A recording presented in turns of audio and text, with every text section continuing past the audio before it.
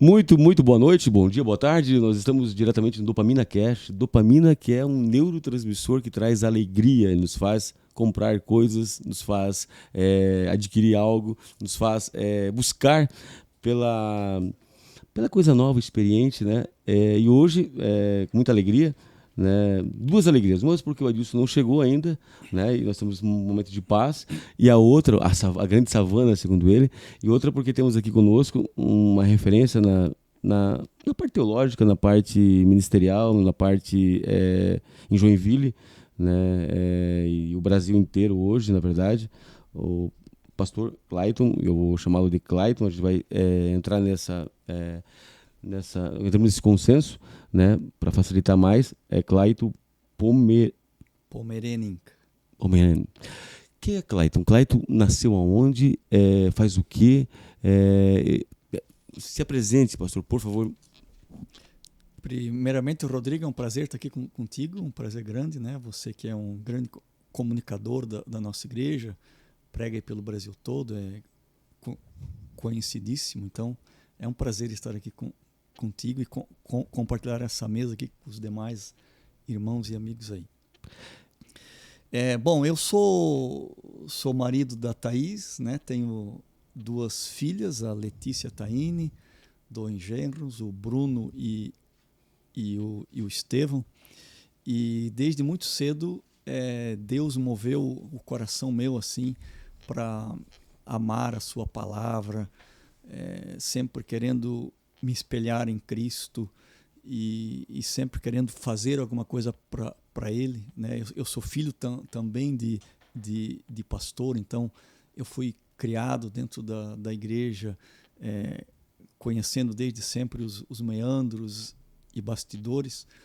Então isso foi gerando dentro de mim sempre um desejo também de servir, né? Eu via como meu pai servia, como a minha mãe serviam, e isso sempre foi para mim um modelo muito, muito forte, e isso foi me chamando a atenção de querer de fato fazer alguma coisa para Cristo. E para além disso, né, você sabe, na nossa infância como assembleianos era proibido isso e proibido aquilo, e meu pai e minha mãe sempre levaram isso muito à risca, claro, filho de pastor, né? E aí eu tive algumas privações assim na minha infância, né, que outras crianças ainda mais sendo filho de pastor, teriam, né?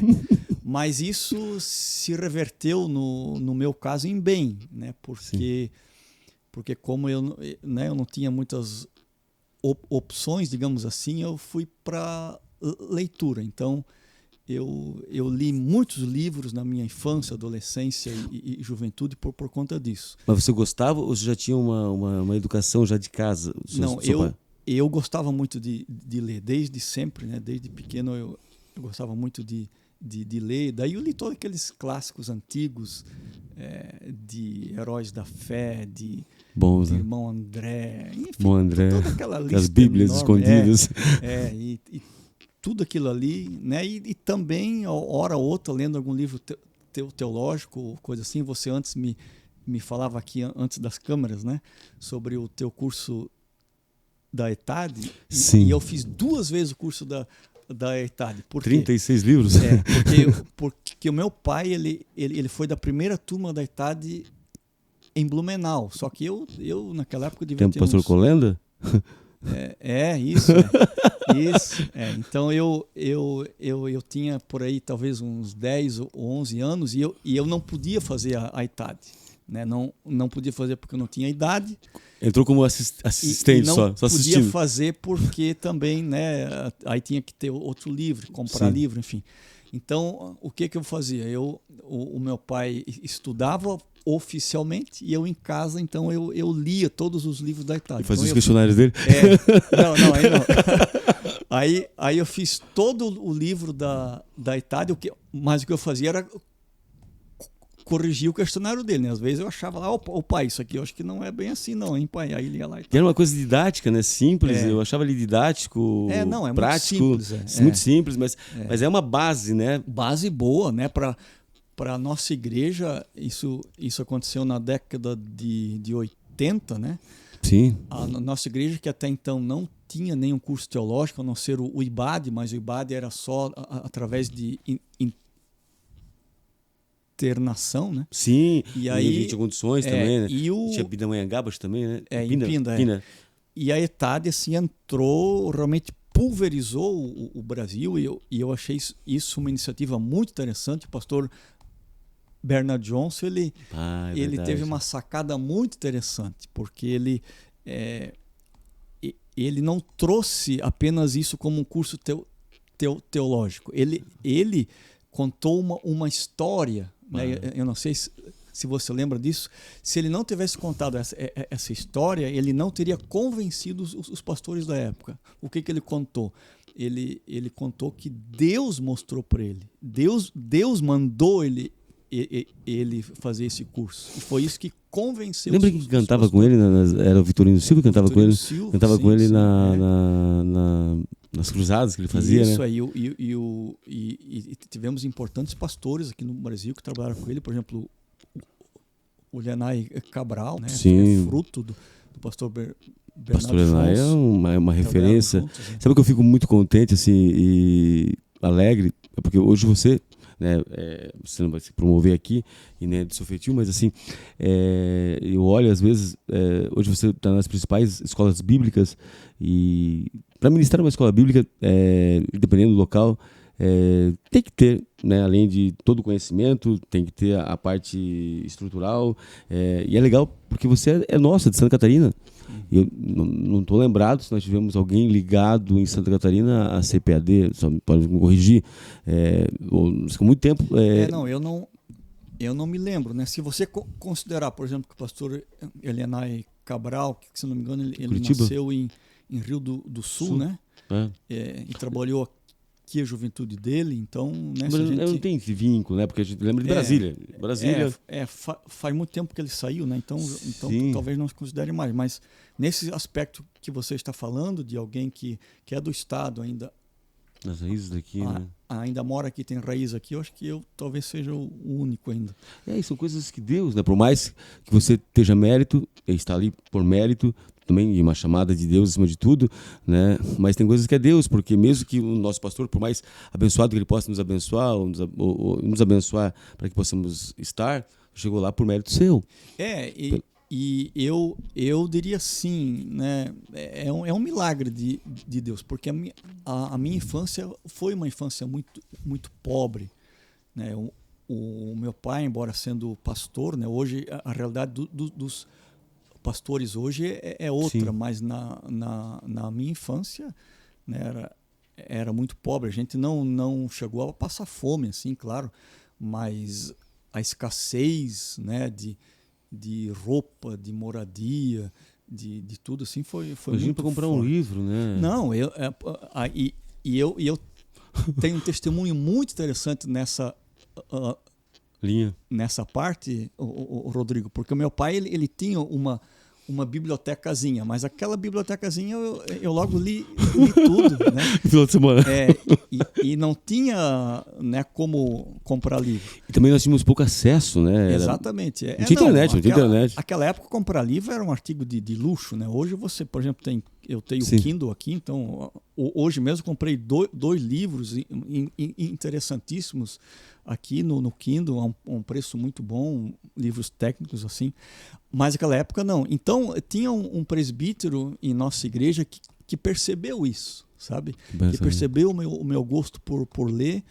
Eu às vezes ia fazer a visita na casa do meu pai, com o meu pai na casa dele, e aí eu via assim a estante dele e eu brilhava os meus olhos assim, né? E ele viu aquilo. Eu tinha uns 10, 11, 12 anos talvez.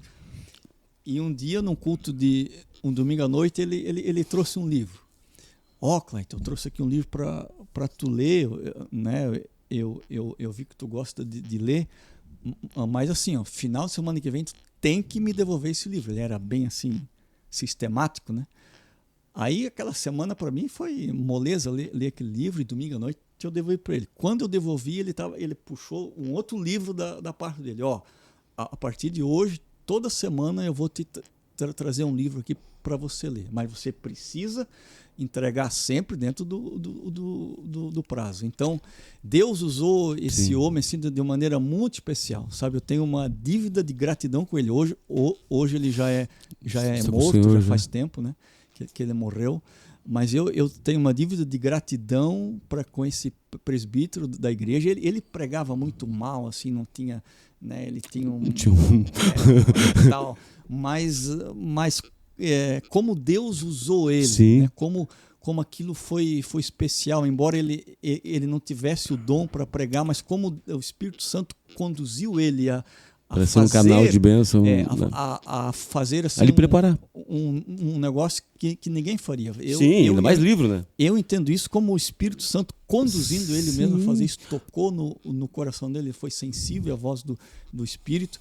E isso durou assim alguns anos, né? A minha adolescência e juventude quase toda. Então, toda semana ele me trazia um livro. São pontos, eu tinha né? o compromisso de devolver aquele livro. E aí tu foi comprando, trabalhando, foi comprando os teus livros já foi começando a comprar, e aí começou a montar a tua biblioteca. Isso, A verdade, assim, eu nunca tive uma biblioteca grande, né? Nunca tive. Mas aí, depois que eu fiz a primeira faculdade minha, daí eu comecei a comprar um livro e outro, né? E comecei a montar a biblioteca. Mas aí faz uns 5 anos eu comecei a olhar aquela biblioteca. Fajuto? Ou boa? Ou numa renovada? Meu Deus, isso aqui representa 30 anos atrás. Isso aqui são coisas que eu jamais iria ler novamente. Porque na verdade, acho que contigo corre isso. Existe uma evolução, né? Sim, muda. A gente vai lendo outras coisas e vai querendo algo mais. Aí eu olhei para aquilo, isso aqui, na verdade, isso aqui nada mais é que uma vaidade minha. Então eu digo, não, eu vou pegar e vou doar a maioria desse livro. Aí fiz uma seleção lá, mais da metade, enchi umas caixas e doei para aluno, doei para faculdade, doei para um monte de gente, de modo que hoje a biblioteca minha é mínima, assim. Mas claro que eu migrei para o Kindle, né? Porque o Kindle ele tu consegue? Ele é mais prático. Pois é, eu tive que fazer um exercício longo, porque na verdade o livro é nostalgia, né? Eu gosto. Mas o praticidade. O Kindle é muito mais prático, né? Sim. O preço do livro é mais baixo e é mais prático, porque você sublinha, você anota, você puxa, né? Aquilo que você sublinhou, tu puxa depois, né? Como a gente escreve bastante, então às vezes a gente lembra, puxa, onde é que está aquilo? Aí tu vai lá, bota a palavra no Kindle, ele vai lá e puxa. Então é bem mais prático, né? Mas aí eu tô migrando a contragosto pro Kindle. E você como jovem, como é que foi? Porque você vem de uma época, né? Depois a gente vai chegar na atualidade, mas você vem de uma época que se tinha um pensamento sobre salvação, um pensamento... Como é que foi esse confronto? Porque assim, eu tive um colapso. Me lembro até hoje, quando eu li o livro do Ricardo Gondim, É Proibido. Uhum. Aquilo me desviou. Porque eu chegava assim, eu escutava às vezes uma música ou outra. Eu sempre fui falando de Frank Sinatra, de Elvis Presley. Eu gostava do rock, eu sempre gostei. Assim, não minto pra ninguém. Né, assim, algumas têm mais dificuldade, algumas igrejas têm maior dificuldade, porque eventualmente eu boto no meu stories. Assim como eu não estou vinculado teoricamente, eu estou debaixo de uma bênção, debaixo de uma proteção, e se um dia o meu pastor disser para mim, não faça isso, eu vou obedecer. Me contrário, eu vou obedecer por obediência, né? Uhum. Porém, quando eu li, eu vim de uma cultura totalmente tradicional, dos pecados, né, das doutrinas que eram, na verdade, costumes, né? Culpa total, né? Eu chegava num culto, dava aquele fogaréu na igreja do Porto Rico, que era de madeira, assim, eu chegava em casa e botava fogo em tudo. Pai, aquela seleção minha que não tinha, aquele CD MP3, né? Porque eu sempre gostei de entender as músicas, ou por que o Humberto Gessner, ele fazia uma canção sobre a Infinita Highway, e aquela Infinita Highway, na verdade, ele pegava de poemas alemães, né? Eu fui comprar um livro depois, a interpretação, eu falei, cara, esse cara aqui, ele é muito inteligente, esse cara tá fora do planeta Terra. E eu via como uma poesia em si, né? Só que eu entendo perfeitamente que eu sempre digo, o pessoal pegava aquele texto de Amós e vinha para cima de mim, né? Afaste de mim, interpretação. Afaste de mim, essa interpretação era aquele som dos egípcios, aquele som daquele povo pagão. Não tem nada a ver com isso aqui, rapaz, pelo amor de Deus. Mas da primeira vez que porque eu preguei muitas vezes, com um guri pequeno, tu vai naquela onda, com 15 anos eu comecei a dar minha primeira palavra, 16 anos ministrei. E aí, né, tu vai onde o pessoal gostava, né? O pessoal delirava, né? né? E assim por diante, né? Até que um dia eu conheci a verdade e a verdade me libertou, mas doeu. Porque assim, tudo aquilo que você vem pregando... Você na verdade precisa desconstruir, né?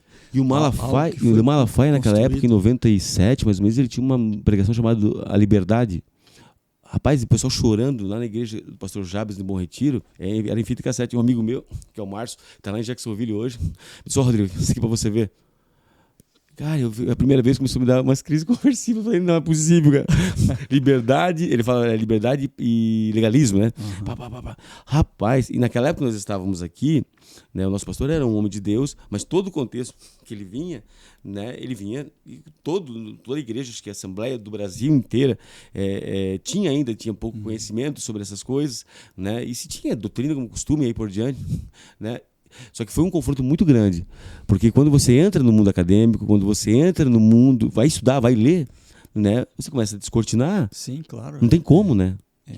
É porque a verdade, Rodrigo, a religião, né? Esse tipo de religião que a gente vive hoje só dá certo por causa de um componente básico, que é o medo, né? Se você tirar o medo da religião, ela praticamente deixa de ser necessária. Sim. A não ser para aqueles, né, que entenderam a graça de Deus, que entenderam a liberdade que há em Cristo e tal. Mas para a grande maioria dos crentes, a religião ela funciona por causa do medo. Sim. Então, e às vezes são medos subjetivos, assim, né? Eu nem diria necessariamente medo do inferno, porque isso isso é o clássico, né? Isso é do Ramagem. Mas assim, medos da vida não dar certo, medo de você ficar doente, medo de você morrer, medo de você perder dinheiro, medo disso, medo daquilo. Quer dizer, tudo coisas que a religião cria, né? Mas isso não é de agora, isso Sim. é de sempre, Sim, né? sempre. Praticamente 2000 anos de história do cristianismo, e antes disso também, a religião, na maior parte dos povos, ela dá certo exatamente por causa do medo, né? Que os próprios homens colocam para segurar. E por causa da culpa, né? Então, a religião que consegue criar medo, ela também consegue criar culpa. E através da culpa você consegue segurar. Sabe que tem uma vez, eu me lembro até hoje, que um pastor nosso foi fazer um culto de suicídio. Nós não fazíamos culto de suicídio dentro da igreja, lembra? Há 20 anos atrás. Sim. Qualquer igreja, católica, evangélica, não fazia, né? Na verdade, o fúnebre é um momento de evangelização. Uhum. Eu me lembro que um pastor nosso, que está aqui hoje, até hoje na cidade, ele foi fazer o fúnebre na casa do irmão, que tinha acabado de se suicidar, se enforcar. Foi trágico aquilo ali. E ele falou, foi uma coisa fantástica, porque foi a primeira vez que eu vi um pastor indo num culto fúnebre de suicídio. Uhum. E para mim, o próprio momento em si já era complicado, né? E eu me lembro perfeitamente, pastor, que ele foi e falou assim: eu não sei, na hora que ele se enforcou, talvez ele se arrependeu, e aí? Né? Uhum. Sim. E aí eu fui começar a estudar com o tempo, hoje, com a psiquiatria, com a medicina, né, com a saúde mental, esses anos todos. E eu cheguei à conclusão que o pessoal tem essa pergunta sempre para nós: tem suicida? Uhum. Falei, olha, eu acho que o suicida, na verdade, ele é um covarde, porque ele não dá o direito de você escolher. O Emílio Dunkley, o maior sociólogo nessa área, ele dizia que o suicídio é um fracasso em qualquer geração. Uhum. Porque ele adoece as pessoas. Teve uma época no mundo que ele era uma coisa de gladiadores, de vitória, de prosperidade. Percebeu que adoecia as pessoas. O Emílio Dunkley fala que em qualquer sociedade, suicídio é um fracasso. Mas Paulo fala uma coisa interessante: nós estamos debaixo da lei dos homens. E pela lei do homem, se um camarada às vezes comete suicídio, ele não está em consciência própria. Ele está adoecido. Uhum. A mente dele não tem aquela expertise, não tem aquele senso do que está acontecendo. Assim, e ele pela lei dos homens, ele está impune. Aí eu falei, eu te respondi a pergunta, então, quem sou eu? Se Deus inaugurou o paraíso lá com o rapaz morrendo, da cruz. E para além disso, ele não tira a sua vida para morrer, ele tira a sua vida porque ele espera que aquilo resolva a angústia. Sim, né? essa angústia dele, na verdade. E se ele pudesse voltar, ele voltaria se tivesse alguém com ele, ouvindo isso aprovado cientificamente, se alguém ouvisse ele muda, 90% eles mudam de ideia. Né? Mas quantas pessoas sofreram com isso, né? Ou sofrem com isso, né? Pela questão, e como você falou, mas o medo do inferno e por diante, eu falei assim, olha, eu não sei, sinceramente eu não sei para onde vão, nunca fui para lá, eu falei, nunca fui para lá, nunca voltei, mas assim, que Deus é esse? Eu falei, que Deus é esse? Não estou aqui, pelo contrário, eu acho que vai prestar conta diante de Deus, porque ele interrompeu um processo de chamado, de promessa, de legado que tinha para se estender, ele interrompeu, talvez há de acertar algumas contas. Agora, céu e inferno? Não, né? Eu falei, não, né? Assim, todos os homens da Bíblia pensaram em suicídio. Pois é. Todos eles. Todos eles. Seria uma saída muito cruel, assim, né? Você julgar, né? Jesus mesmo disse que quem somos nós, né? Sim, quando eu li esse texto de Paulo, que ele fala, nós estamos debaixo da lei do homem, e pela lei do homem, quando alguém está em surto, que a gente chama de surto, quando alguém está com o seu insight comprometido, com a sua percepção alterada, ele não pode ser considerado culpado pela lei, tanto é que ele é inocentado. Então, quando ele comete alguma coisa, ou ele faz um prejuízo para ele ou para alguém, e ele está fora de si, porque ele está doente, ele só não percebe. Né? Isso tem todo o contexto, mas ele fica impune. Eu falei, Paulo fala que fica impune. Sim. E aí? E aí nós estamos debaixo da lei dos homens. Está aí na Bíblia a resposta, meu irmão. Sim. É só você não quer ver. Né? Mas como é que foi a sua transição? Eu acho que talvez você, por ler já desde cedo, era um assembleano mais esclarecido, mas teve alguns confrontos? Olha, eu quase não tive crises nessa área. Assim. Eu tive viradas de chave, né? Importantes assim. Porque a minha mãe, a minha mãe sempre foi uma contra-revolucionária, sabe? E ela sempre questionou costumes, questionou essas coisas todas, embora ela seguisse os costumes, né? Por ser uma esposa de pastor, mas ela sempre foi uma contra-revolucionária. Então, ela sempre questionava isso aí muito, sabe? Mas por quê? Por que essa opressão? Especialmente sobre as mulheres, né? Que as mulheres sempre eram mais pecadoras nesse sentido, especialmente na área de usos e costumes, né? Então ela sempre teve essa cabeça mais aberta. Eu acho que isso me ajudou também a fazer a transição. Mas apesar disso, eu assim assumi muitas culpas também, né? Muitas coisas assim. De coisas que não precisava serem daquele jeito, exatamente por causa da rigidez, né? Então, quando a gente saía fora daquelas normas ali, né? Porque você sabe que adolescente e jovem, né? Nem sempre a gente consegue, embora eu sempre fui um exemplo, assim, né? Mas mesmo assim a gente saía fora, né? Sabe, uma vez eu me lembro que em Blumenau teve um pastor que trouxe um menino, em 2015 acho que foi uma das primeiras experiências minhas, e eu do lado do médico aqui, e por ser da igreja, das entranhas, da assembleia, eu me lembro perfeitamente que foi uma experiência que todos nós já tivemos. Blasfemei contra o Espírito Santo. Sim. Rapaz, o pastor veio lá de Blumenau, não estou lembrando o nome dele agora, era um pastor, pastor Niltinho, com o filho, esse guri desesperado. Mas desesperado porque o obreiro falou uma coisa lá, o pregador da noite, aqueles pregadores de quinta-feira lá, sem responsabilidade, blasfemou contra o Espírito Santo. Alguém blasfemou aqui. Aí eu falei assim, me lembro até hoje, eu falei, tu imitou o quê? Shebalá? Eu comecei, né? Shebalá? O que foi? O Shurikantes, que tu começou a imitar isso aí, tu acha que isso é blasfêmia contra o Espírito Santo? Olha só, mas é um tipo de toque, na verdade, né? Sim. É o toque religioso, e que ele fica ruminando, né?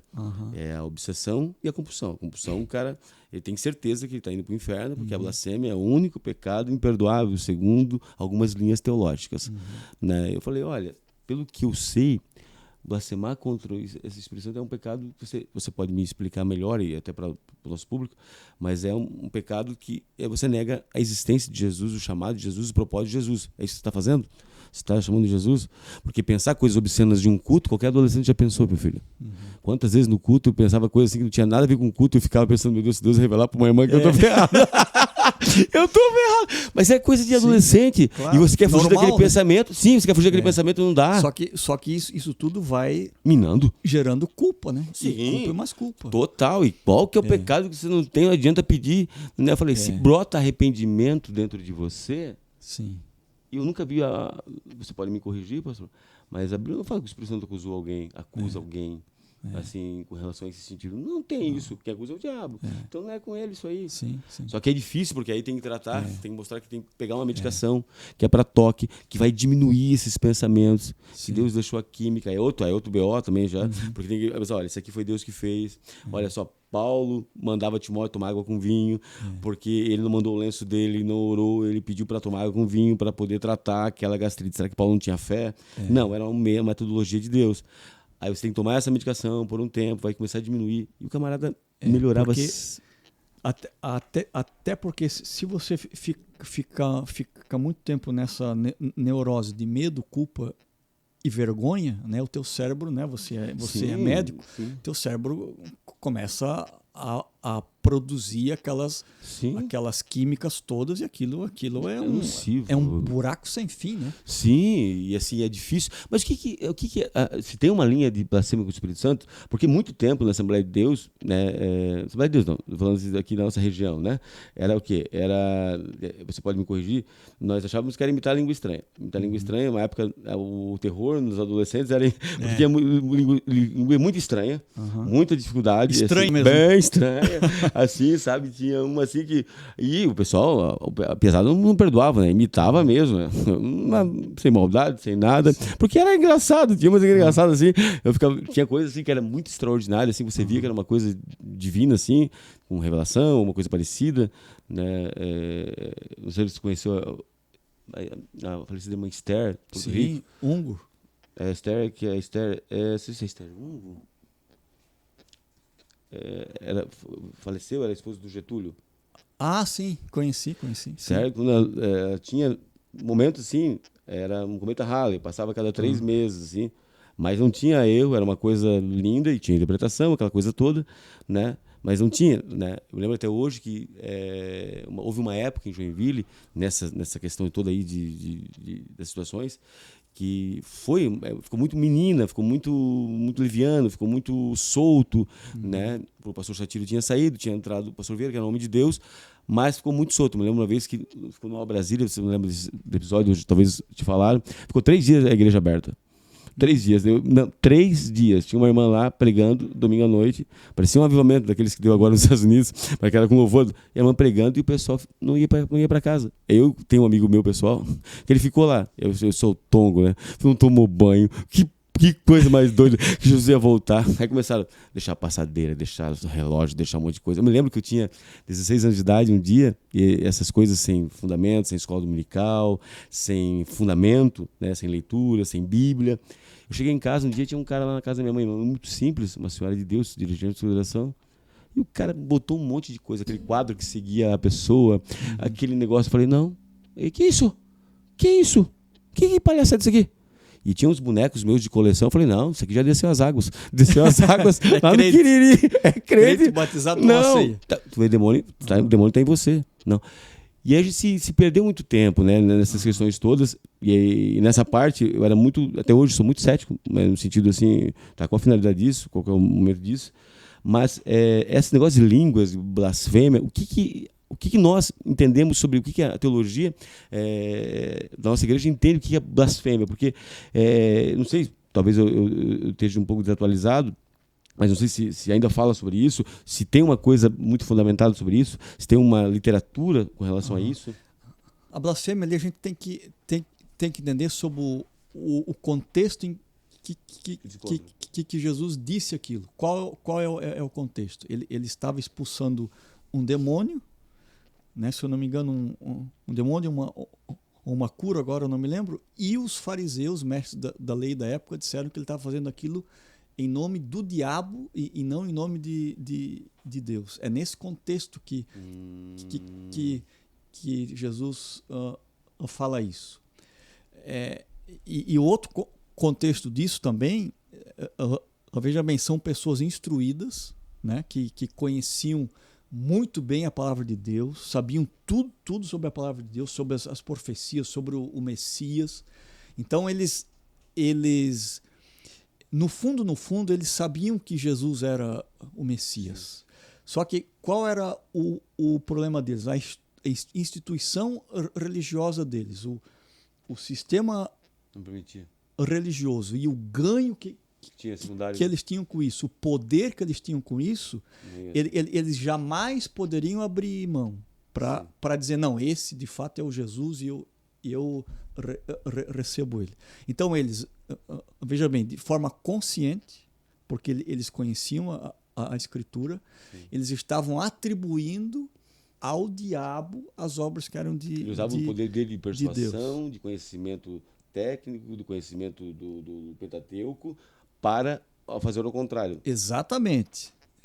Porque o conhecimento que eles tinham, era óbvio que aquilo ali era o Messias. Estava óbvio. Só que eles não podiam abrir mão disso. Eles estavam já com ganhos secundários, na verdade. Exatamente. Eles iam perder o poder, eles iam perder a instituição que para eles era tão cara, né? Tão importante. Como é que eles iam perder todo aquele aparato religioso que haviam criado? Porque Jesus desmontou aquilo ali tudo. Jesus desmonta tudo. Sim. E como é que eles iam dar conta disso? Nunca. Sim. Então, para eles era mais cômodo eles dizerem que Jesus era falso, para eles continuarem com o jeitinho deles, que era bem mais fácil. E não eram pessoas instruídas? Exatamente. Então, nesse contexto que a blasfêmia surge, sabe? Quantas pessoas eles fizeram se perder também por causa disso? Exatamente. E Jesus mesmo disse isso. Não, vocês ficam atando pesados fardos aí sobre as pessoas simples e pobres e vocês não carregam esse fardo nem com o dedo. Vocês não dão conta desses fardos que vocês colocam. Ou seja, de novo aqui, medo, vergonha e culpa. Né? Sem isso, a religião não funciona. E Jesus veio para desmontar isso aí tudo, sabe? E aí você antes me perguntava sobre a virada de chave. A virada de chave minha foi quando eu estava lendo um livro, agora eu não me lembro o nome, em que esse autor falava sobre a graça de Deus, sobre a graça de um jeito como eu nunca tinha antes visto e ouvido, né? Então ele discorreu de forma profunda sobre a graça de Cristo, né? E aquilo, e com base em textos bíblicos, com base no exemplo de Cristo, né? Jesus mesmo nunca usou a palavra graça, mas a vida dele, o método que ele usava, digamos assim, os gestos poéticos dele, né? Tudo era em torno da graça. Claro que depois Paulo vai falar sobre a graça, né? Então esse autor ele discorreu para mim, né, para o meu entendimento, para eu entender sobre a graça de Deus de maneira que nunca antes havia visto. Aí eu tive que me perguntar, puxa, mas para que então ficar vivendo culpa, que coisa que não é para... Claro, quando a culpa é verdadeira, mas essa culpa falsa, essa vergonha sem necessidade, esse medo, um jugo medo de quê? Né? Se o apóstolo João escreveu, o perfeito amor lança fora todo medo. Sim. Então, para que viver com medo? Isso não é cristianismo. Sempre que se procura atrair as pessoas por causa do medo, da vergonha e da culpa, isso está fora do amor de Cristo. Que a própria Bíblia diz, o perfeito amor lança fora todo medo. Então, vir para Jesus e servi-lo de verdade é uma questão de compreender o amor de Deus. O que é o amor de Deus, a capacidade que o amor de Deus tem de reorganizar a tua vida, de melhorar os relacionamentos, de mudar a forma de pensar, o jeito de ser, os teus gestos, as tuas palavras. É o que o Francisco de Assis dizia, né? Talvez eles nunca entrarão na igreja, mas a sua vida será o evangelho pregado. Exatamente. É isso que eu creio. Assim, quando eu entendi que eu amo o púlpito, amo o altar, eu amo ministrar, né? Mas quando eu entendi que o meu trabalho era o lugar que eu mais levava a Jesus, que as pessoas iam lá porque eu era cristão, eu sempre digo, um médico cristão é pior do que a maçonaria. É pior que a maçonaria. Mas eu acho que Paulo é culpado disso, ajudar os irmãos da fé. Paulo fala, primeiro ajudar os irmãos da fé. Só que eu entendi, e isso começou, porque a gente era eu era muito cheio de vaidade, aquele negócio de agenda lotada, até o dia que comecei a entrar em esgotamento. Não aguentava mais, o pastor vinha... Quando a pandemia chegou para mim, o pastor Clayton, assim, foi uma benção na minha vida, cortou toda a minha agenda. Eu não tinha que mais desentender com ninguém, não tinha que atender mais nenhuma agenda, porque eu entrei no esgotamento, porque um dia um pastor me fez pregar doente, com uma placa de garganta, tremendo, 38 graus de febre, Nossa. quase 40, lá em Abrelado do Luz. E eu sou muito de palavra, né? Deu a palavra, cumpra. Eu falei, eu vou ficar aqui. Eu liguei na época pro pastor Sérgio e falei assim, eu nunca mais piso aqui. Eu vou sacudir o pé, eu não piso mais nessa cidade. E, teoricamente, não piso mais. Mas depois aconteceu um outro episódio desse, eu peguei e vim embora, em Criciúma. O líder ficou bravo, eu falei, irmão, eu estou doente, irmão. Estou com uma pedra no rim, não preciso da tua oferta, eu sou médico, graças a Deus. Você não quer honrar, não honre. Só que você está me dizendo que eu estou doente. Hoje eu me cuido e eu me respeito, acima de tudo, né? Mas eu comecei a entender que o maior lugar que Deus me usa é no consultório, né? E é legal isso, porque as pessoas dizem, poxa, eu saio daqui mais leve. Eu falei, amém. Você chegou aqui achando que isso era demônio. E é hormônio. Sim. É hormônio, você não tem o que fazer. Você tem que entender que é um processo de envelhecimento. Mas, doutor, eu dava conta, eu falei, pois é, mas o Adão e a Eva comeram aquele fruto que eu não sei o que é, e vai ser um chocolate aqui bom. Aí começa a rir. Eu falei assim, olha, comeram aquele fruto e vem o envelhecimento. Testosterona vai embora depois dos 40 anos. Você quer limpar a mesma casa, fazer o mesmo serviço, você não tem mais essa energia toda, só que Deus é tão bom para conosco, nós vamos ser um merecedor. Pegou e deu a ciência aos homens para fazer testosterona com reposição, para tu viver mais uns 40 anos, 70 e 80, lembra do Salmo de Moisés. É isso, passando disso em fado. São processos naturais, né? Não tem como fugir. Sim, mas assim, por causa do medo. Exatamente. Porque depressão era uma coisa do diabo. Demoníaca. Eu não culpo o Augustinho por ter começado a falar sobre isso, a Bíblia Negra, e ter taxado isso, porque eles não sabiam o que fazer também na época. Não, Bíblia Negra, como era chamada depressão. Mas como nós estamos conversando, todos os homens da Bíblia tiveram suas crises. Jeremias amaldiçoou o dia, né? Deus deu uma chacoalhada nele. O Elias, o maior profeta que talvez existiu. Né? E eu diria até assim, uma dos maiores exemplos depressivos da Bíblia, né, de longo tempo até, é ele, né? Elias teve um longo tempo aí queria morrer até. Só que esse dia eu estava fazendo uma analogia, a interpretação minha, tu pode chamar ela de heresia, mas eu baseado, porque eu fui ler sobre Zimbro. Porque Flávio José ele vai falar das colocações dele, que todos os historiadores, eles deitavam sobre os pés e faziam chás. Era comum, viajantes, historiadores e profetas.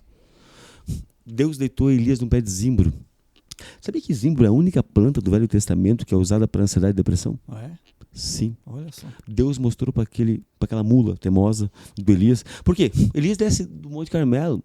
Pastor, ele acabou de matar um monte de profeta, desceu o fogo de cima, imagine. Euforia total, né? Total. Doido, ultrapassou a caravana de Acabe, achando que era um moleque de 20 anos, não era.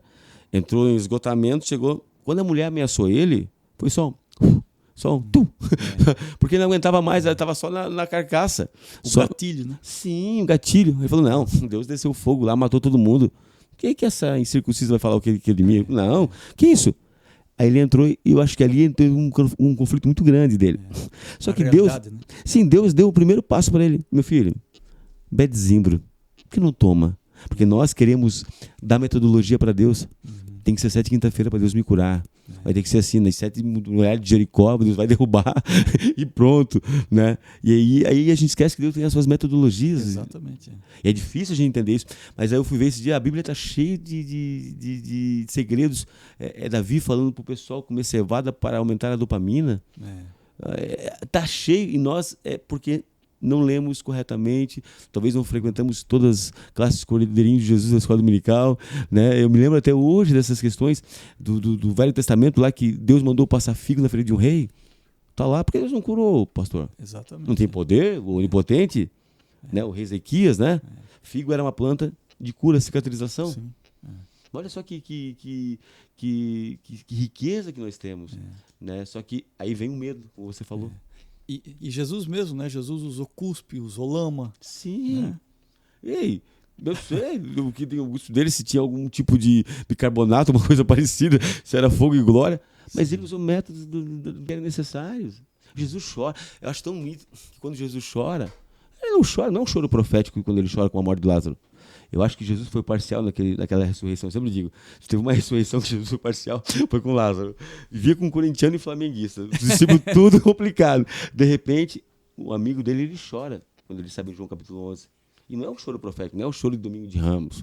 É um choro que ele sente a morte de um amigo. De dor, né? Choro e ele expõe o Filho de Deus, o próprio Deus. Ele chora. Exatamente. Ele expressa o seu sentimento. Eu acho tão lindo isso, porque ele vive o luto. A tristeza. E assim, ele não tentou passar por aquilo ali, não passou uma imagem de fortaleza. Não, ele chora. Ele sente raiva, ele sente pulsão lá quando ele chega no templo, né? Aquela coisa toda dele, né? Explode com aquilo ali. Jesus era o indivíduo da atenção plena em si, né? Plena em si para que a partir da atenção plena em si, viver o agora, ele conseguia também entender os outros, entender o ambiente e discernir os outros, né? Porque você que é médico e lida com isso, você sabe que a culpa tem a ver com o passado, né? E a ansiedade com o futuro. Me corrija se eu estou errado sim, aqui, né? Sim.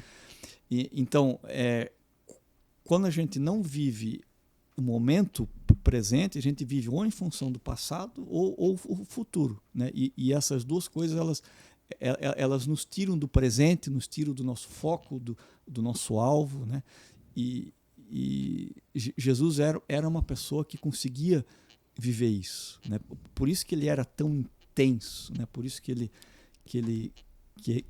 nesse episódio ali que você citou, ele chora, porque ele vive aquilo ali, ele sente aquela dor, ele vê Marta e Maria, que eram as amigas dele. Sim. Ele sente falta do amigo, ou seja, ele não se esquiva da dor, ele não toma remédio para não sentir dor, ele sente a dor. É necessário passar pelo processo.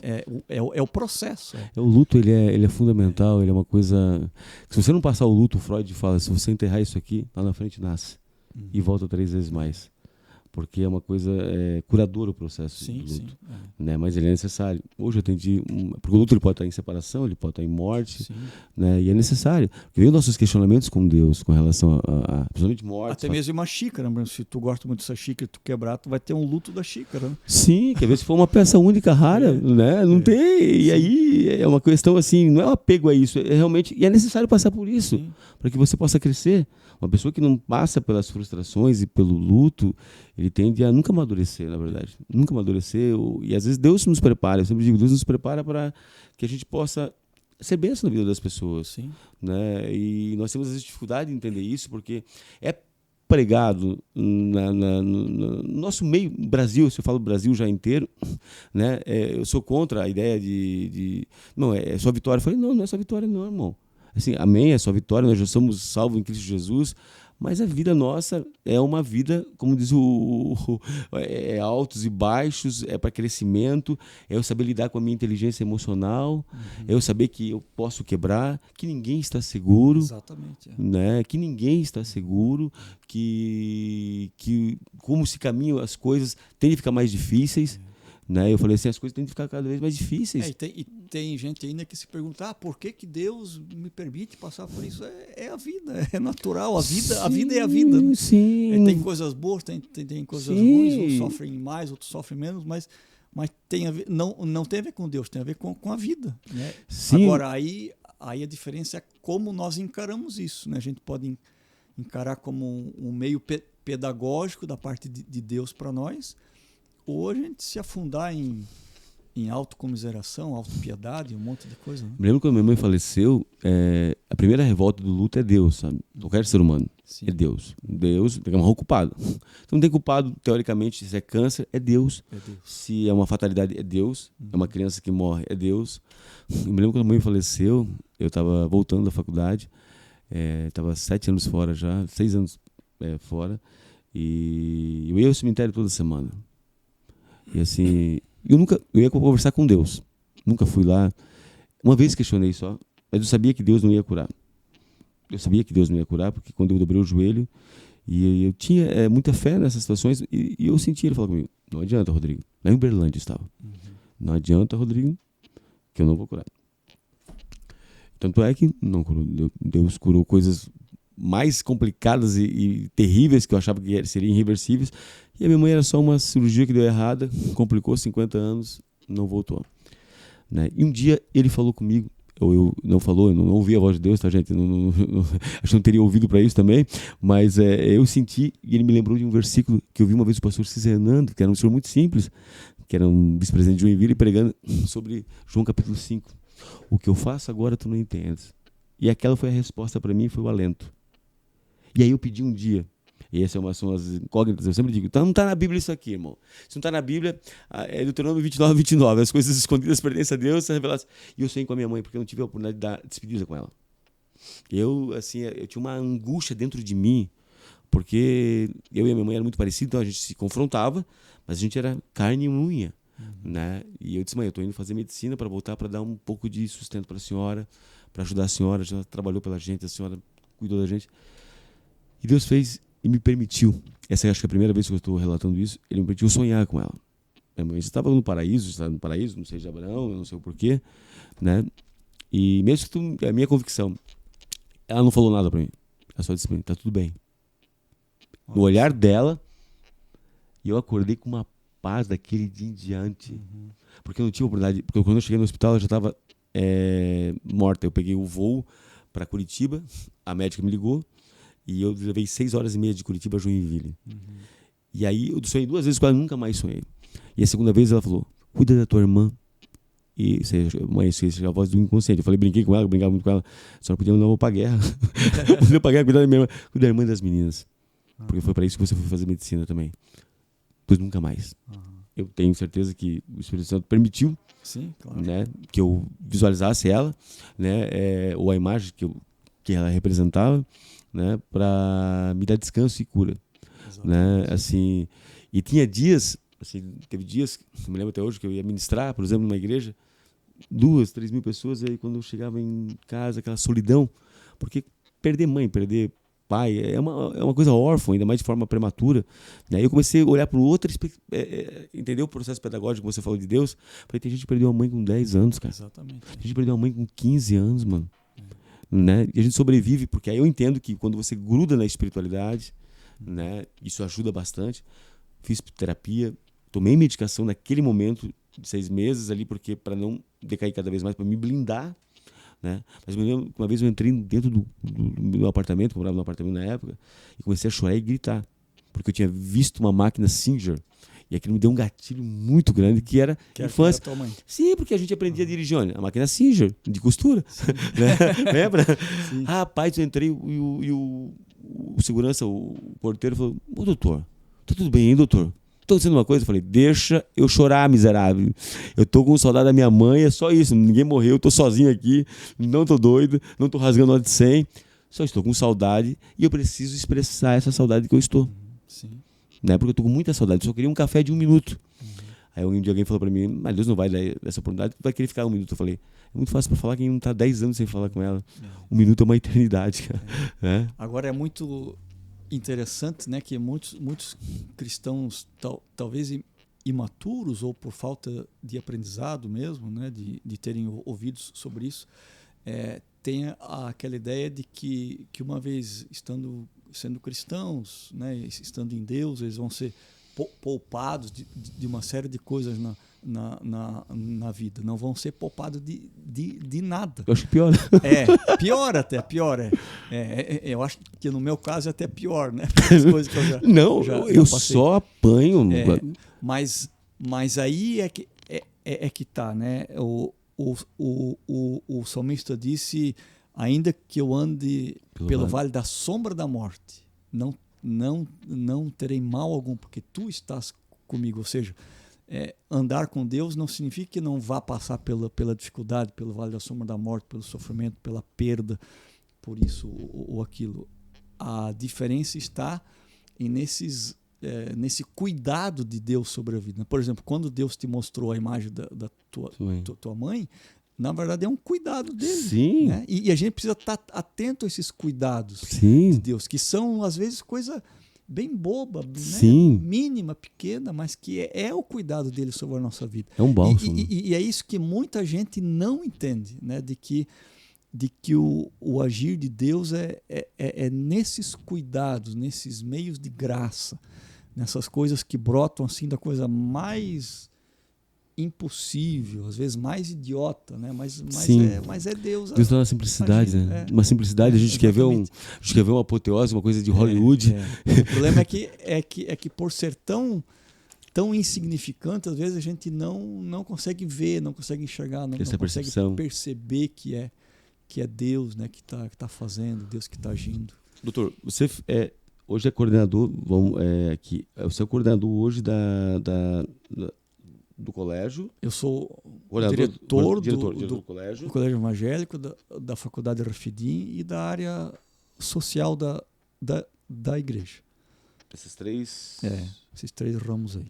Bem melindroso, porque é uma responsabilidade enorme. Grandes, complexos, porque tem gente que vê assim a faculdade reconhecida pelo MEC, né, mas não tem a noção da complexidade dos requisitos que o MEC pede. Uma nota excelente, nota 4. Né? Nós teremos agora nota 4, né? Num conceito que vai de 1 a 5, nós tiramos nota 4 no ENAD, nota 4 no recredenciamento e no reconhecimento de curso. Mas só para ver a importância desse 4, por exemplo, no ENAD, tem 4 em teologia. A Metodista de São Paulo, a Mackenzie em São Paulo, Tubarão. A FLT aqui em São Bento, que já é de uma tradição, né, tudo.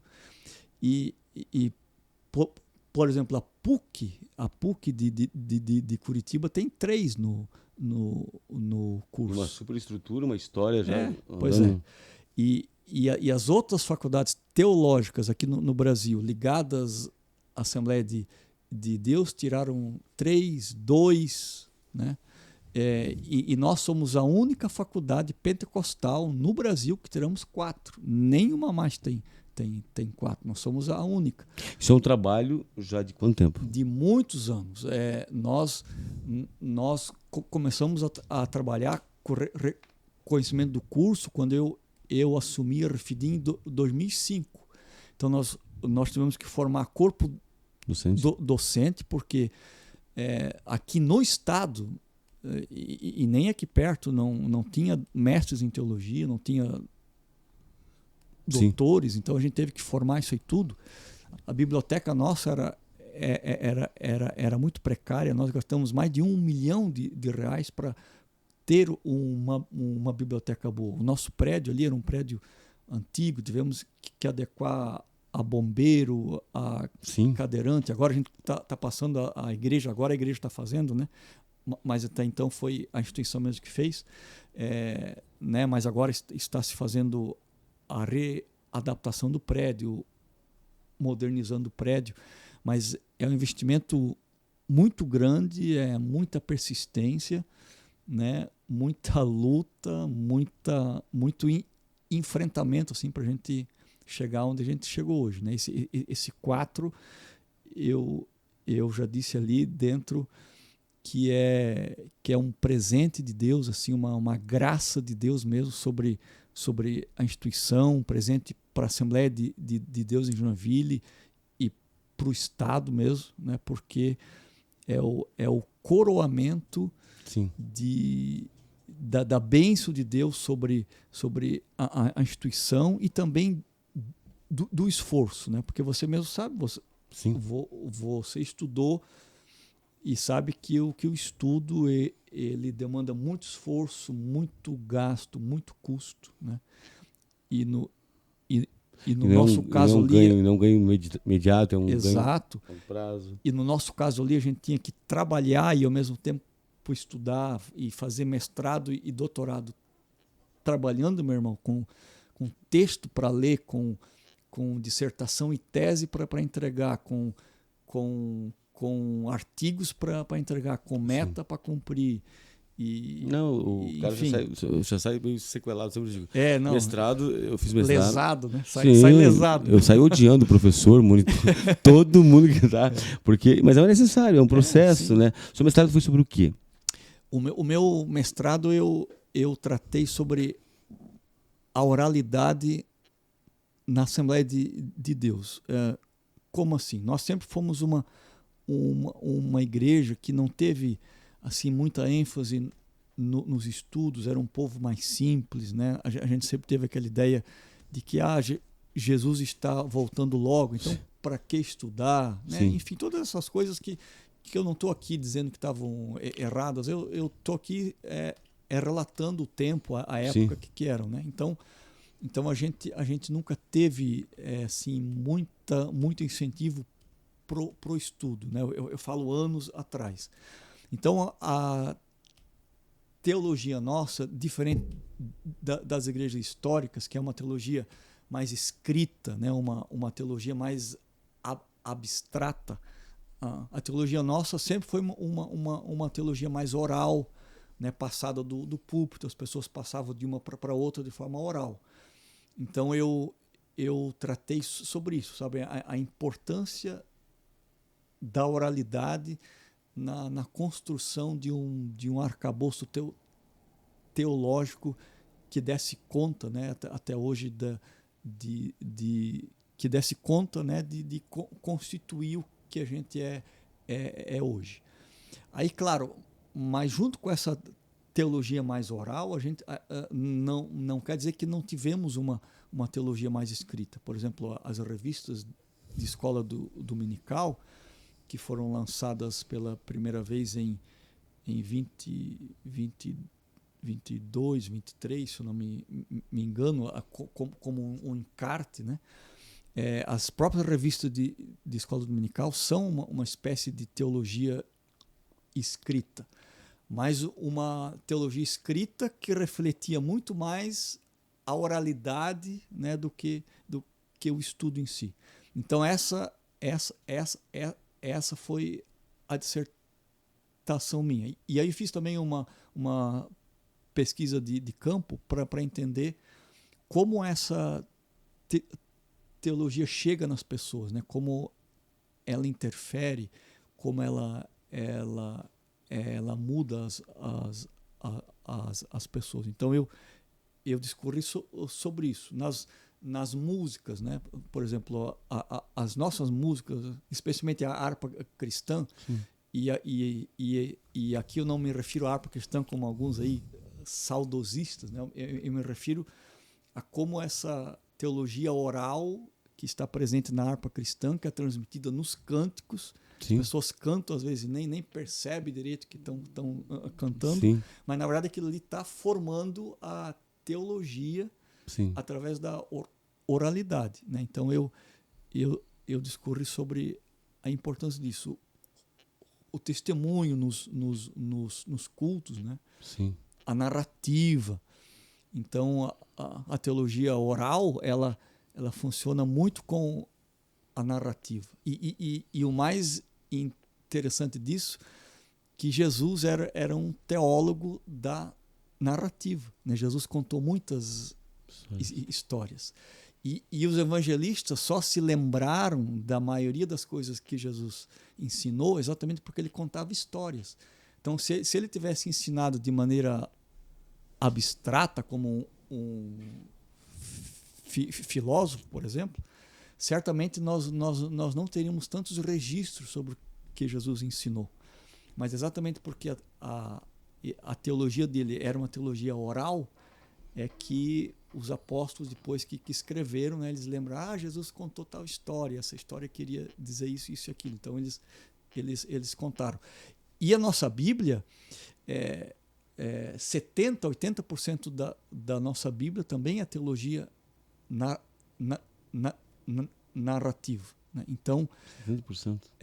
Então, veja, por exemplo, todas as histórias do Antigo Testamento e do Novo, né, são teologias narrativas. É a partir disso Eu jurava que o Lucas estava junto com Jesus. Eu tive uma decepção que o Lucas estava junto com Jesus. Não, Lucas foi um pesquisador exímio, sabe? Ele foi atrás de textos, ele foi atrás. Ele estava fresco também, né? Não tinha como se perder ainda, né? Exatamente. Acredita-se, né, que ele tenha conversado muito com Pedro, com Marcos. Né? Sim. Uma das fontes de Lucas é Marcos, porque Marcos é o primeiro evangelista, né? Então ele serve de fonte tanto para Lucas quanto para Mateus.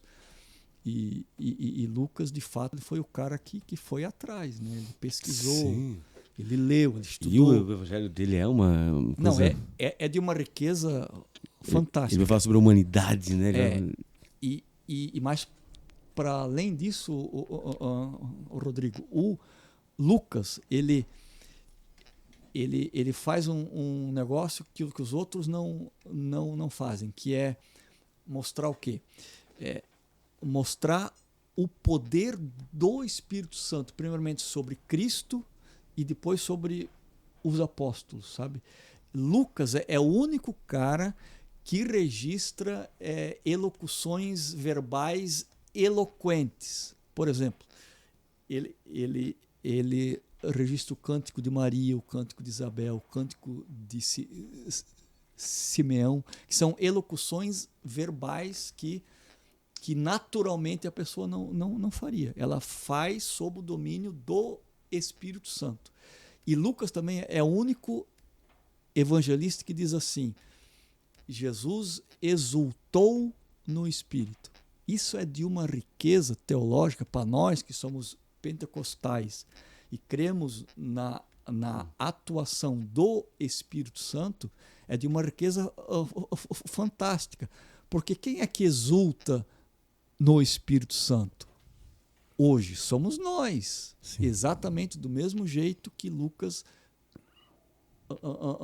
registra para Cristo. E tem até um autor chamado Roger Stronstadt, né, que ele diz que quando Lucas diz que Jesus exultou no Espírito, ele estava falando em línguas. Eu talvez eu não concorde com esse exagero dele, mas a verdade é o quê? Que Jesus exultou, ou seja, ele soltou uma expressão vocálica, né? Ele falou alguma coisa, ele expressou um gemido, sei lá, um cântico, ou seja, alguma coisa, alguma linguagem. Jesus fez alguma coisa que não partiu propriamente dele, que partiu do Espírito, exatamente como nós pentecostais o fazemos hoje. E Lucas é o único evangelista que se atém a esse tipo de coisa. Aí claro, depois lá em Atos, aí ele abre, né? Aí é o sermão de Pedro, as falas de Paulo, enfim. Né? Então, ele é fantástico. Lucas é fantástico. E o seu doutorado foi sobre? O doutorado meu foi sobre a educação teológica aqui no Brasil, né? É mais ou menos uma continuidade do mestrado, né? E aonde eu procurei ver a história um pouco, né? Porque a Assembleia de Deus no Brasil não aceitou muito a teologia mais escrita, né? E por que a teologia dela foi mais oral, daí fui lá na história, né, no o resgate histórico disso, e, e, e especialmente uma coisa muito interessante, Rodrigo, é o propósito dos nossos pais pentecostais lá no início, né? Daí falo lá dos Estados Unidos, do Parham, do Durham, do Seymour, né? O propósito deles, e o Parham, ele até escreve sobre isso, ele defendia a ideia de que a teologia pentecostal ela precisava romper com aquela teologia fria que afastava de Deus, que foi criada logo após a reforma, ali com o modernismo, né? Uma teologia excessivamente racionalista. Ela se tornou tão racionalista que ela conseguiu tirar Deus até, né? Ou seja, aquilo que você pensava sobre Deus, nesse sentido teológico, aquilo que você pensava sobre Deus era mais importante do que a tua experiência sobre Deus. Então, os nossos pais pentecostais disseram o seguinte: não, isso aí tá errado. Você precisa ter mais experiências com Deus do que pensar sobre Deus, né? Então é por isso que eles romperam, sabe? Depois, mais tarde, né, a gente começou a retomar a teologia mais escrita, né? E aí na minha tese eu defendo a necessidade do equilíbrio entre uma teologia mais racionalista e a experiência com Deus, né? Porque ou você tem os dois lados, ou você diz, não, eu sou dessa teologia escrita, eu sou da igreja histórica e tal, e olha para a experiência com uma desconfiança. Ou você vai para o outro lado, não, eu sou da experiência do sentir Deus, aí você vai dizer, não, mas eu não quero a teologia porque ela me afasta de Deus. Não, a teologia não afasta de Deus. Ela afasta quando ela é feita sem o equilíbrio da experiência com Deus. Aí ela afasta mesmo. Agora, quando você faz teologia da forma certa, você estuda, mas tem experiências profundas com Deus, a teologia é uma ferramenta extraordinária, sabe? Aí a gente precisa cuidar com os extremos, né? Porque se você vai só para a experiência, você perde a escrita, né? E digamos, essa questão mais racional. Se você vai para uma questão mais racional, você perde a experiência. Então você precisa cuidar para que essas duas áreas andem muito próximas e juntas. Por exemplo, quando Deus criou todas as coisas, a Bíblia diz que o Espírito Santo pairava sobre a face das águas, né, como se fosse um grande útero materno, né, gerando vida, e ao mesmo tempo diz que Deus disse, ou seja, a palavra, né, a razão. Então veja que até no ato criativo, Deus ele trabalha com a experiência da gestação da vida e com a palavra, que é o Logos, né? Sim. Então Deus para criar todas as coisas, ele trabalha com essas duas coisas juntas. Quando Jesus nasce, que tem aquela... Que os anjos aparecem para os reis magos, a estrela aparece, os anjos cantam e os reis magos têm aquela efusão toda, aquela alegria toda. Eles seguem a estrela. Ou seja, o momento do nascimento de Cristo foi revelado milagrosamente, experiencialmente, para os reis magos e eles seguem a estrela. Só que para eles acharem aonde Jesus estava, eles vão lá para Herodes e perguntam: ei, aonde é que foi que Jesus nasceu? Herodes não sabia. Daí ele chama os escribas, os mestres da lei. Aí eles olham lá no escrito. Aí eles disseram: não, Jesus nasceria em Belém. Ou seja, os magos, para acharem Jesus, eles tiveram que ter a experiência e conhecimento e a escrita, sabe? Então, essa é a grande sacada que a gente precisa ter no ensino teológico, que faça diferença na vida das pessoas. A gente aliar tanto a experiência com Deus, né, e nós pentecostais sabemos isso muito bem, como é que dá, né? E eu não estou falando apenas da experiência do batismo, de falar em línguas, isso é importante e necessário, mas eu também falo dessas experiências do dia a dia. Por exemplo, né, a experiência que você nos contou antes sobre a morte da tua mãe, os sonhos, foi uma experiência que você teve com Deus, né? Sim, e às vezes vinha muito... hoje eu entendo e sou liberto disso, mas na hora eu me lembrei, só que eu tive uma experiência que é minha, é convicção minha, né? Por mais que tu possa dizer: Rodrigo, mas lembra da parábola de Lázaro e o rico, que os que estão aqui não podem ir lá? Eu falei: é uma parábola.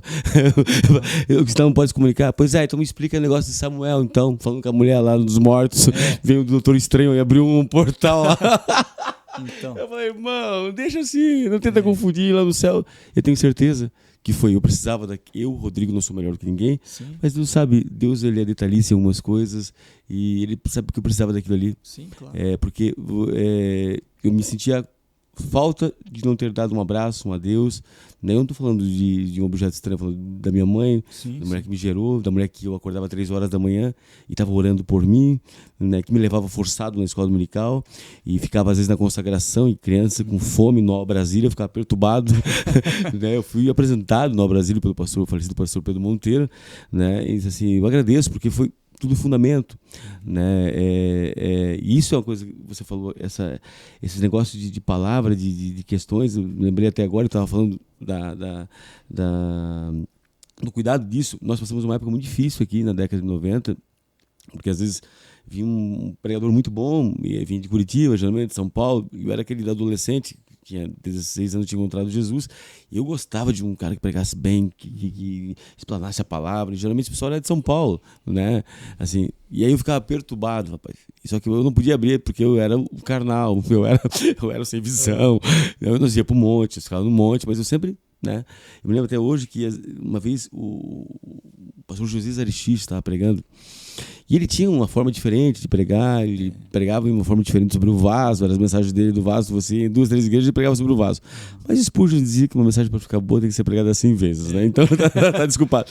Mas a forma que ele pregava sobre os dramas de Asaf, um dia ele estava pregando sobre Gideão, Nova Brasília. Nunca me esqueço disso, 1998.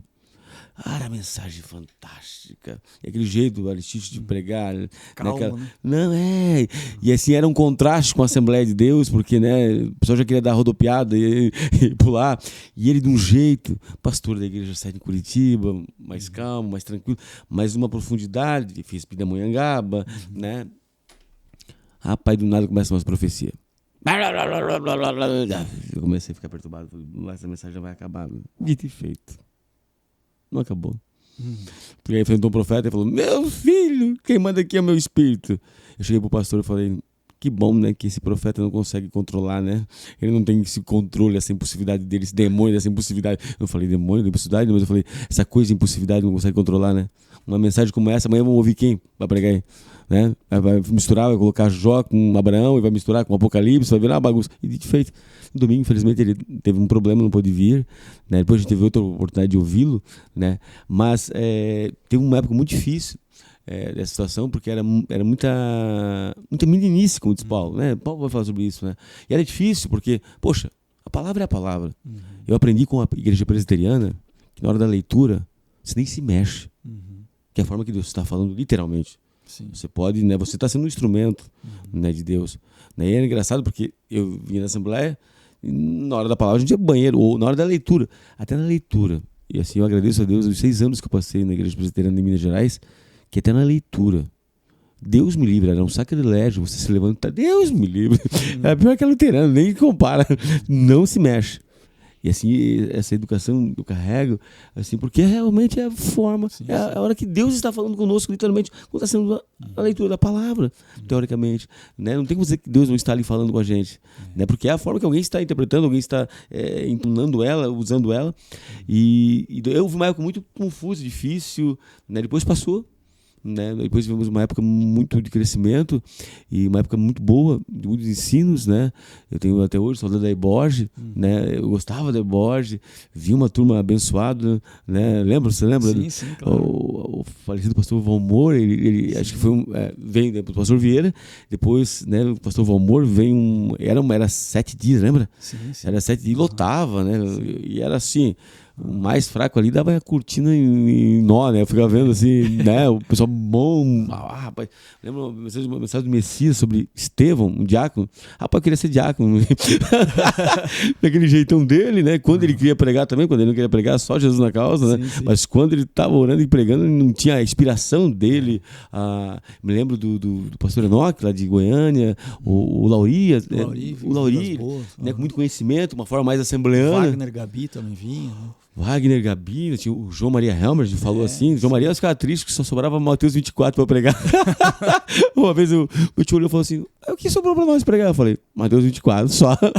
E cuidado que pode ter uma coisa que não pode ser atribuída ali. Mas a profundidade que aquele homem é um homem simples, mas quando chegava no Apocalipse, rapaz, transformava no Jiraya. E assim, tu conversava com ele, parecia um pescador de Barra do Sul. Sim. Mas chegava, ele não assumia aquele local ali. Para terminar, pastor, eu quero que o senhor retorne outro dia aqui, mas para terminar, qual que é a sua perspectiva com relação à faculdade? Hoje, na cidade, teologia, teoricamente, é a nossa, tem talvez uma ou outra faculdade que tenha EAD. A nossa Refidim, ela está EAD ou ela é semipresencial? Como é que funciona? Nós somos 100% a distância. Nós temos até alunos nos Estados Unidos, Europa, né? Porque não precisa. Quer dizer, se o aluno quiser, nós temos ali a biblioteca, o nosso polo, né?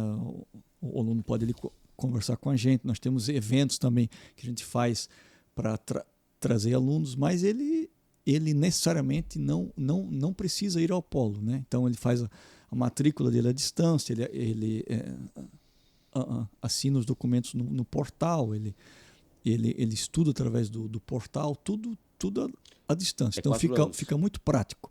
3 anos e meio. 3 anos e meio? É semestral? É semestral. Semestral. Aí, baseado, ele consegue ter acesso também junto no portal a matéria, toda dela? Tudo que ele precisa, acesso à secretaria, acesso a financeiro, ao diretor, ao coordenador do curso, ao ambiente virtual de aprendizagem, tudo ali. Vocês têm pós-graduação também? Nós temos uma pós hoje que é sobre o Novo Testamento, mas em 2024 nós vamos lançar uma em aconselhamento. Até talvez você possa dar aula para a gente lá. Nós somos uma equipe boa, nós estamos no curso de medicina, tem bastante gente boa com relação ao aconselhamento pastoral, até psicologia pastoral também seria uma coisa. Eu não sei se tem psicologia pastoral, não sei se tem. Estados Unidos é muito comum, né? Tem, mas a psicologia aqui no Brasil não vê esse termo com bons olhos, né? Sim, mas não pode interferir em nada, né? Vamos gritar, vamos falar, mas assim... E por que estudar no colégio dos pequenos, como é que a minha sobrinha estuda lá? Colégio evangélico. Tem um sistema positivo, certo? Positivo. Pesado. Pesado, bom. Nós hoje em Joinville, o Rodrigo, só para você ver, esse ano foi feito em Joinville o concurso pela Academia Joinvilense de Letras, né, de redação, poesia e contos. E entre todas as escolas particulares e públicas em Joinville, a nossa escola tirou o segundo lugar. E nós tivemos mais 5 indicações dentre os primeiros 10 lugares ali. Então de formas que, de todos os alunos de Joinville, a nossa escola levou 6 alunos para o concurso. Um com segundo lugar e os outros com indicações. Nenhuma escola de Joinville, nem particular nem pública, teve tanta gente indicada como a nossa. Ou seja, trabalho. Isso mostra que a nossa escola está num patamar muito bom, né? Eu fiz positivo, passei em medicina pela questão do método positivo, então, né? Não. O positivo é show. Além dos princípios, ela funciona diurno, é o dia inteiro? Como é? Nós temos o Fundamental 2 funciona na parte da manhã, né, que é do 6º ao 9º ano, o Fundamental 1, que é do 1º ao 5º, e a educação infantil funcionam à tarde, mas nós também temos o turno integral, para quem quiser, para crianças de 3 a 8 anos. Poxa, que legal. Poxa, Parabéns pela sua trajetória toda. Eu quero que você volte em janeiro, se você estiver aqui. Amém. Né? Voltamos. Aí vamos percorrer, fazer mais ou menos essa questão. Né? Deixar rolar, né? Eu sou meio TDAH, eu começo no assunto e vou lá, vamos parar lá, vou lá em Pomerode, vou lá em Blumenau, volta para cá, vem para cá. Mas é muito gratificante porque às vezes precisa ser conhecido. Nós temos, como você falou, não sabíamos sobre isso, com relação ao colégio, porque hoje é uma preocupação dos pais, aonde colocar o filho, porque o mundo está conturbado, está meio sem base para algumas coisas. Né? É importante que ninguém... É um colégio do ensino básico, fundamental, tem o segundo grau, vai começar com o projeto. Não, nós temos já autorizado o segundo grau, mas não temos ainda espaço físico. Depois dessas reformas que a igreja está fazendo lá, daí a gente vai abrir o ensino médio também. Porque a ideia é fazer esse pessoal passar tudo no vestibular. Sim, não, a pessoa pode daí, né, pode começar a estudar lá na educação infantil, fazer a educação básica toda, ir para a faculdade, fazer a pós e mestrado, que nós também estamos com o projeto do mestrado, já está tramitando junto ao MEC o mestrado nosso. Então, talvez daqui a uns 2 anos, por aí, a gente tenha o mestrado também. Poxa, que legal. Que rico, né? Que rico, porque nós, por mais que seja uma cidade enorme, grande, né, nós temos ainda bastante limitações. E isso é, como você falou, uma história já de, né, fazer 30 anos, mas 2001, 2005 foi criando corpo, né? Exatamente. Criando corpo e organizar essa casa toda, né? Deixar de ser um curso livre para se tornar uma instituição, um MEC, reconhecimento, todo esse processo. Exatamente. Isso é uma caminhada longa, demorada, complexa, mas graças a Deus chegamos aí. Parabéns à determinação, à resiliência, né? E que possam, como você falou, vir outras coisas novas, porque a gente tem essa cultura, né? Só para Curitiba, ou só para São Paulo, né? Nós temos essa cultura e às vezes a riqueza daqui perto de casa, tão perto. Temos aqui, né?